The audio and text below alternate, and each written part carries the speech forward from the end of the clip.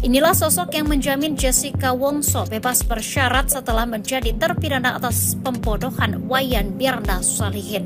Jessica dituding meracuni Mirna dengan cara mencampuri es kopi Vietnam dengan sianida. Baru 8 tahun di penjara, Jessica kini dibebaskan bersyarat. Pemberian hak pembebasan bersyarat kepada Jessica sesuai dengan Peraturan Menkumham Republik Indonesia Nomor 7 Tahun 2022 tentang perubahan kedua atas Peraturan Menteri Hukum dan Hak Asasi Nomor 3 Tahun 2018 tentang syarat dan tata cara pemberian revisi, asimilasi, cuti, mengajukan keluarga, pembebasan bersyarat, cuti menjelang bebas, dan cuti bersyarat. Sosok yang menjamin Jessica Wongso bebas bersyarat adalah ibunya, Imelda Wongso. Kepala Lapas Perempuan Kelas 2A Jakarta, Ade Agustina, mengatakan Jessica menjalani pembebasan bersyarat sejak Minggu 18 Agustus 2024 dengan penjamin ibu Jessica. Selain adanya sosok menjadi penjamin, Jessica dinyatakan berhak mendapatkan pembebasan bersyarat karena telah memenuhi ketentuan Undang-Undang Nomor 22 Tahun 2022 tentang pemasyarakatan.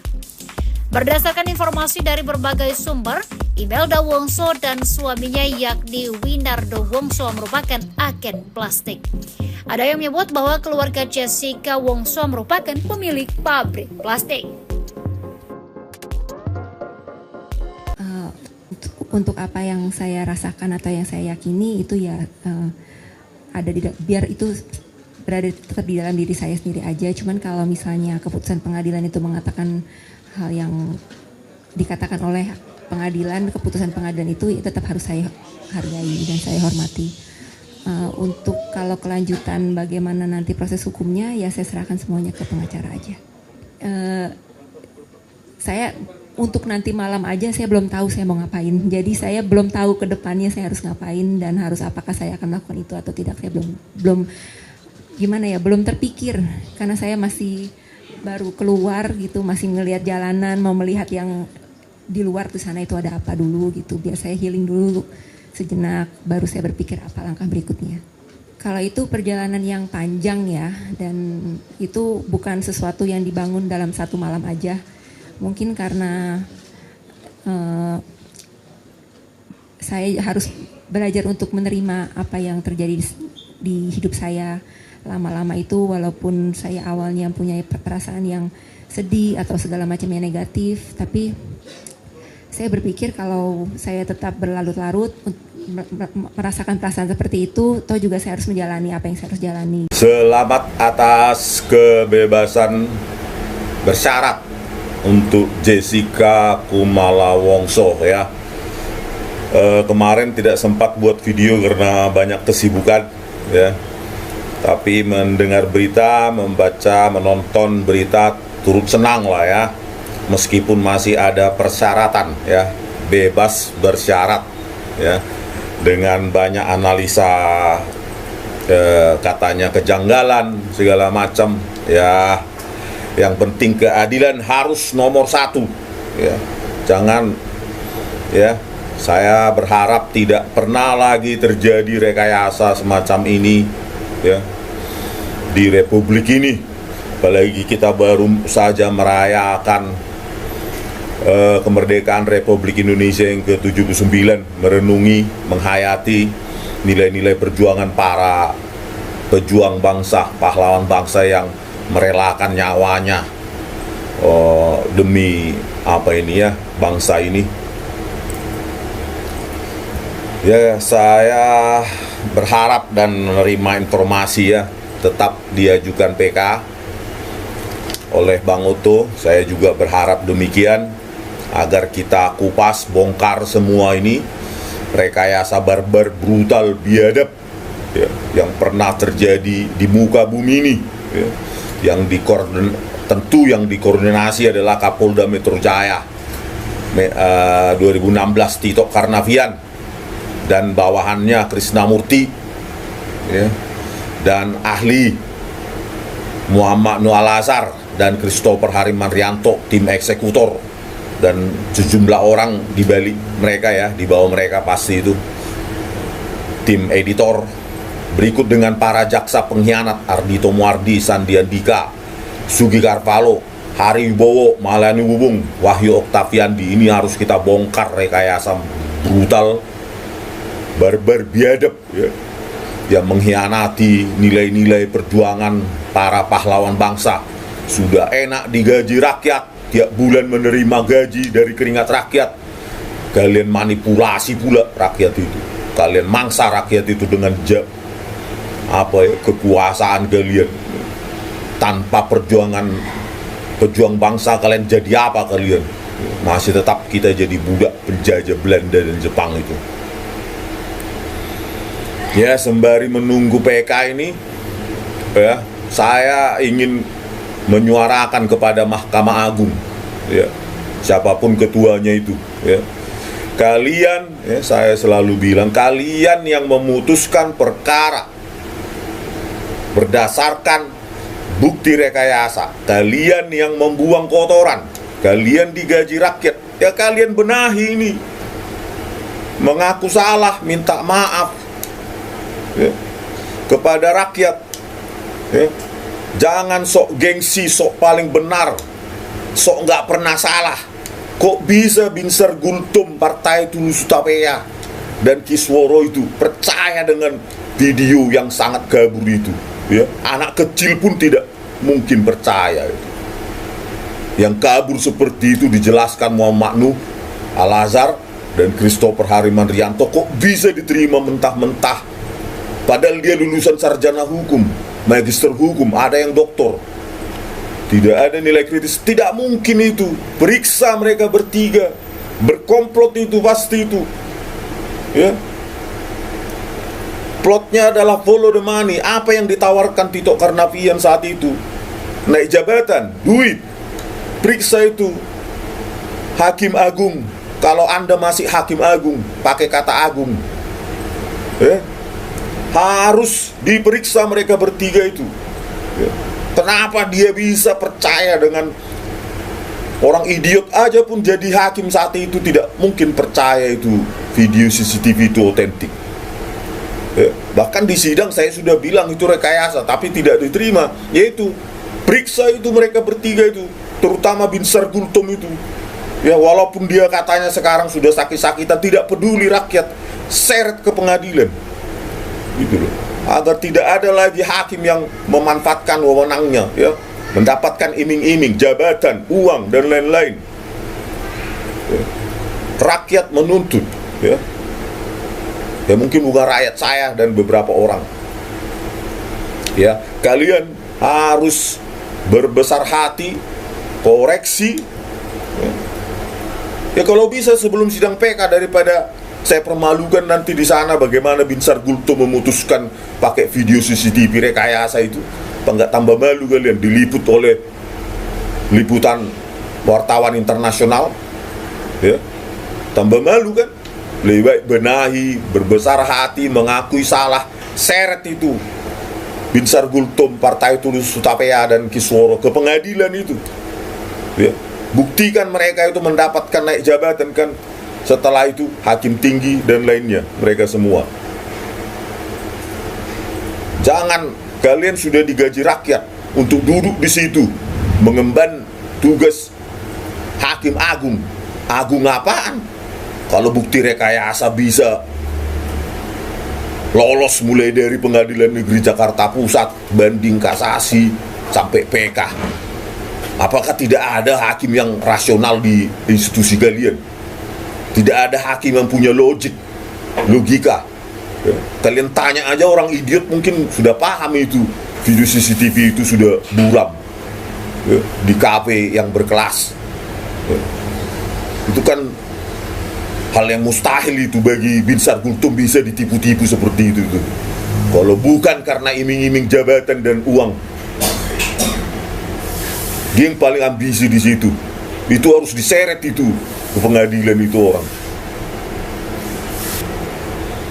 Ya, kepada juga Kapolri ya, saya tidak takut untuk diancam sekalipun Kapolri ancaman penjara mati sekalipun saya tidak pernah takut. Saya cuma takut sama Tuhan. Itu aja ya. Jangan pernah mengancam-ancam saya. Saya kontenkan malah. Jadi pesan saya kepada Kapolri, ya ini sudah sangat brutal, barbar, biadab ya, bukti ilmiah yang tidak terbantahkan. Terserah kaulah Kapolri. Kalau mau kita kupas ini di pengadilan, tambah hancur citra Polri yang sudah hancur ya. Siapa lagi yang percaya itu laboratorium forensik kalian, Mabes Polri? Saya bongkar itu nanti satu persatu. Tidak segan-segan saya katakan barbar, biadab, brutal yang pernah terjadi bukan hanya di Indonesia, di seluruh dunia, dan itu akan diliput internasional. Minimum media Australia, Malaysia, Singapura. Bayangkan ya, dampaknya terhadap investasi nanti. Bagaimana penegakan hukum yang hancur parah seperti ini, bukti rekayasa yang dilakukan oleh Mabes Polri. Karena Muhammad Nur Al-Azhar saat itu Kepala Subdit Forensik Digital, Komputer Forensik Mabes Polri, dan dia sekarang naik pangkat kau buat jadi Sespus Lapor, Sekretaris Pusat Laboratorium Forensik Mabes Polri. Bayangkan manusia jahat, biadab, iblis seperti itu bisa naik pangkat di jajaran institusi kalian, yang semuanya kalian sudah manusia rusak. Kok bisa manusia sampah seperti itu jadi naik jabatan? Ya, harusnya Kapolri ini mengakui, ya kami telah melakukan rekayasa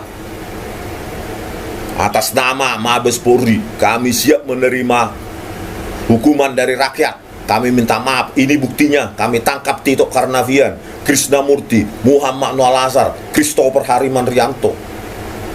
Kau periksa juga Kapolri, kenapa itu Nur Samran Subandi bisa, seorang katanya dokter, menghitung mundur waktu aja salah. Dokter apaan itu? Ya, Laboratorium Toksikologi Mabes Polri menghitung mundur waktu saja harusnya 16.20 jadi 16.39 ya. Menghitung mundur anak SD aja, itu soal anak SD itu kok bisa salah? Periksa dia itu, Nur Samran Subandi. Apakah memang kesalahan murni atau memang rekayasa? Dicocok-cocokkan ke waktu tangan Jessica di animasi Muhammad Nur Al-Azhar. Itu kau periksa itu mengatasnamakan Laboratorium Toksikologi Mabes Polri. Itu orang gila nggak itu ya? Bangsa yang besar seperti ini, Laboratorium Toksikologi hitung mundur salah, udah gitu pakai Excel, mengaku scientific crime investigation, udah gitu juga model matematika penguraian sianida pakai kuadratik, parabolik terbuka. Apa nggak bodoh semua kalian di Mabes Polri itu ya? Penguraian sianida pakai parabolik terbuka ya? Soal anak SMP aja itu pun udah salah itu, penguraian sianida pakai parabolik terbuka, sinusoidal bukan sinusoidal ya, parabolik terbuka, persamaan kuadratik, komponen AX kuadrat tambah BX tambah C, A-nya positif maka dia akan naik terus. Kalau A-nya positif gimana ini? Parah sekali. Kapolri juga harus memeriksa itu Imadi Agus Gelgel. Dari mana dia bisa punya kesimpulan error 0,1% atau keakuratan 99,9%? Mana bukti numeriknya? Klaimnya itu karena data dia cuma 6 sampel. Tidak ada metode satupun di dunia ini 6 sampel diakui keakuratan 0,1%, error 0,1%, 99,9%. Karena waktu saya minta di email bukti numeriknya, tidak bisa dia berikan itu, karena tidak pernah ada. Yang dia berikan hanya adalah bukan keakuratan ya, bukan keakuratan berdasarkan data pengujian, tetapi data pelatihan. Yang dia klaim 99,9% itu adalah korelasi, self correlation, output dari model terhadap data pelatihan. Ya iyalah, pelajaran S1 juga sudah tahu itu salah. Kenapa? Itu bukan terhadap data pengujian, tetapi data pelatihan. Mana ada di dunia ini 6 sampel mengaku error 0,1%. Cuma Imadi Agus Gelgel itu aja ya. Memalukan ya. Sekarang profesor tetapi tidak pernah melakukan uji validasi, uji terhadap data data pengujian, mengklaim 99,9%. Itu kan penipuan di persidangan ya. Keakuratan 0,1%, data cuma 6 cuplik, 6 sampel. Pakai metode apa dia? Cuma pakai metode regresi saja, mana mungkin dapat keakuratan 0,1%. 6 sampel, tidak ada data validasi, tidak ada data pengujian, tidak ada bukti numerik dia mendapatkan itu. Cuma mengatakan dari software yang saya gunakan pada saat dokter segini. Software apa? Mana bukti numeriknya? Yang dia tampilkan adalah korelasi. Korelasi itu artinya keakuratan terhadap data pelatihan, output model dia terhadap data pelatihan. Itu bukan terhadap data uji. Dia tidak punya data uji. Dari 6 itu berapa data uji dia? Cuma 6 sampel.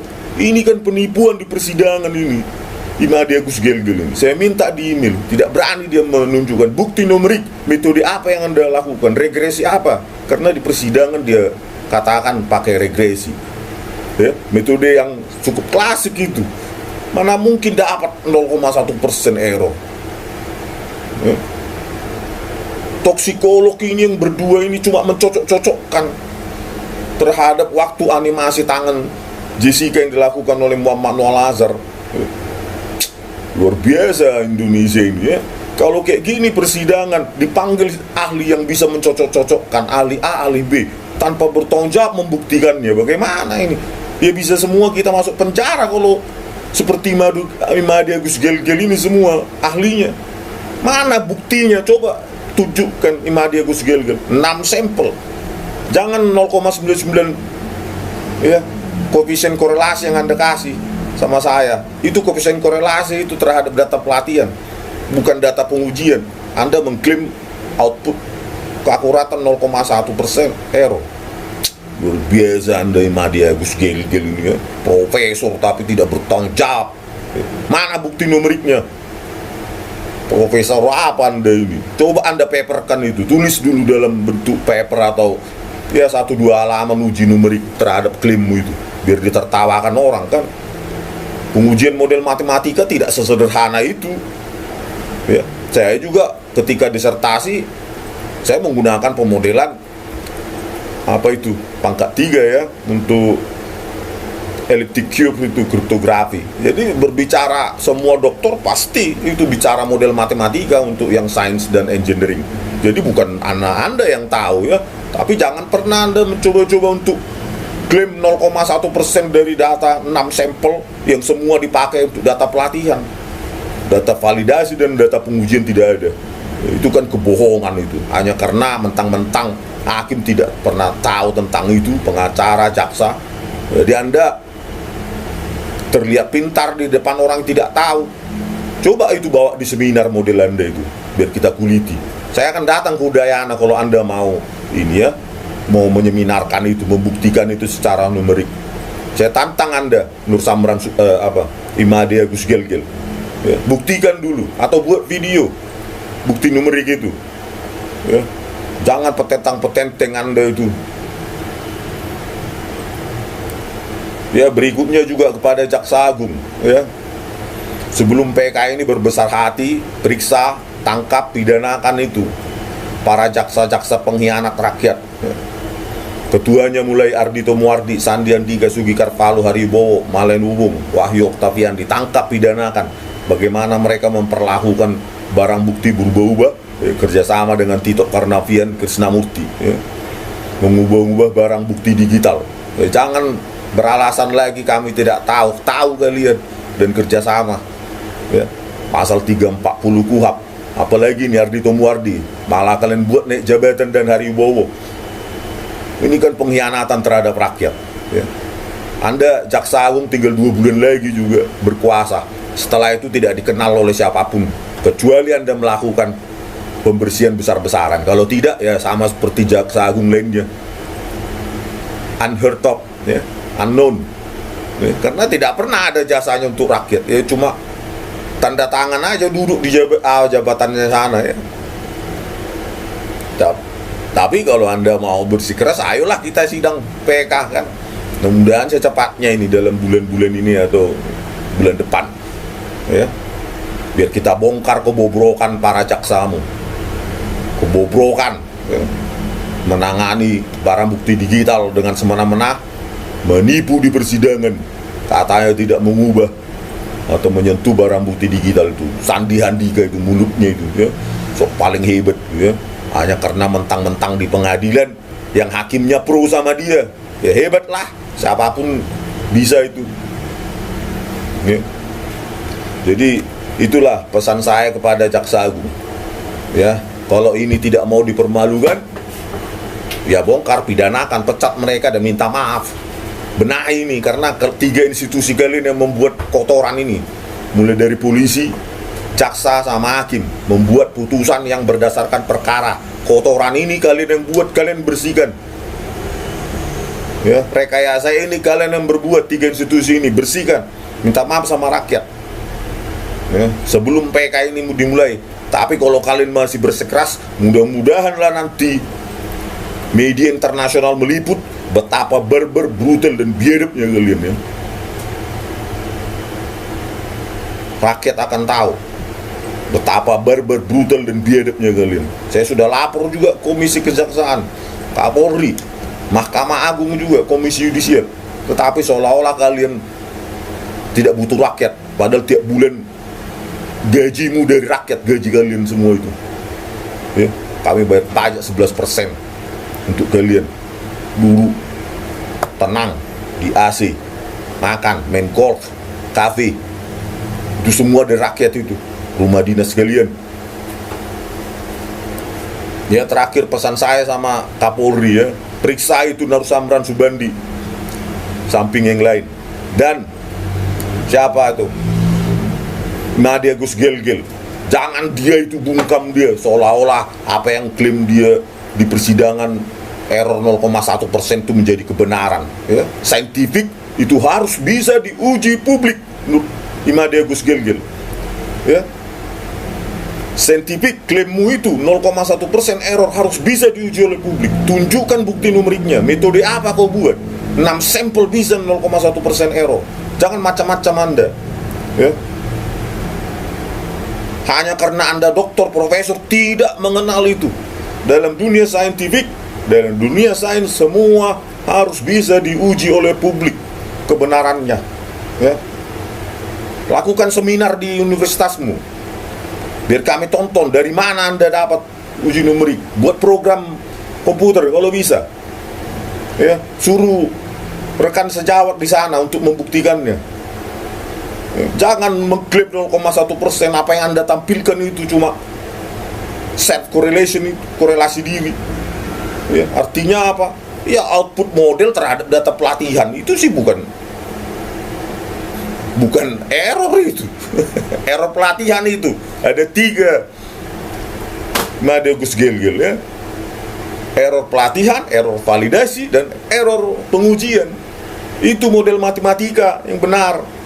Anda masih pada fase 1. Tidak bisa itu klaim 0,1%, dan Anda akan ditertawakan dunia. Bagaimana 6 sampel mengaku ya, yang ribuan sampel aja ya, Nadia Gus Gelgel belum tentu 0,1% error, biar Anda tahu. Walaupun 1000 sampel, apalagi ini cuma 6 sampel, Anda tahu overfitting, underfitting dalam pemodelan matematika ya. Parah Anda ini ya, diminta untuk membuktikan numerik di email kayak nggak mau tahu Anda ini. Padahal akibat metode regresi abal-abal Anda itu masuk orang ke penjara dan dipercaya Pak oleh publik ya. Metode regresi abal-abal ya, cuma klaim seperti itu. Parah Anda ini. Oke pemirsa, sekian dulu ya. Terakhir, selamat bebas bersyarat pada Jessica ya, karena ini komplotan ini semua sudah ya, sistemik ya. Ada ahli abal-abal ya, ada saksi ahli forensik penipu, prekayasa, ada jaksa pengkhianat, penipu. Pokoknya busuk sekali semua mereka ini ya. Ya mungkin dapat proyek atau apa ya, selain jabatan itu para ahli-ahli label-label itu